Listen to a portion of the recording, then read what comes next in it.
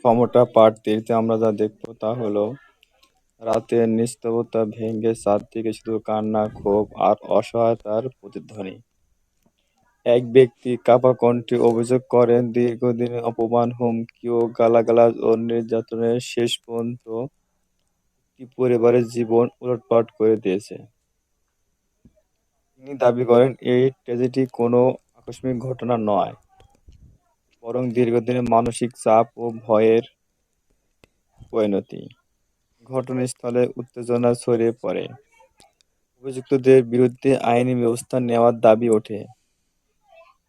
অন্যদিকে একজন দরিদ্র মানুষকে আটক করার পর তার স্বজনেরা পুলিশের সামনে হাতজোড় করে মানসিক আবেদন জানান। তারা বলেন, সারা রাত লাশ পড়ে আছে, আদালতও বন্ধ, এই অবস্থায় তাকে মুক্তি দেওয়া হোক। দীর্ঘ অনুরোধের পর অবশেষে কর্তৃপক্ষ তাকে ছেড়ে দেওয়ার সিদ্ধান্ত নেয়।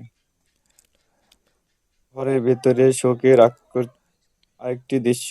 সন্তান না খাওয়ায় বাবা তাকে শুয়ে পড়ে বলেন, তুমি না খেলে আমিও খাবো না। আল্লাহর উপর ভরসা রাখো, সব ঠিক হয়ে যাবে।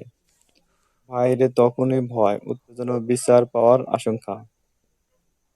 পুরো ঘটনা প্রবাহ এক গভীর মানবিক সংকট, শোক ও ন্যায় বিচারের প্রত্যাশা চিত্রে তুলে ধরে, যেখানে প্রতি সংলাপ বেদনা ও অসহায়তার ভার বহন করে। Thank you.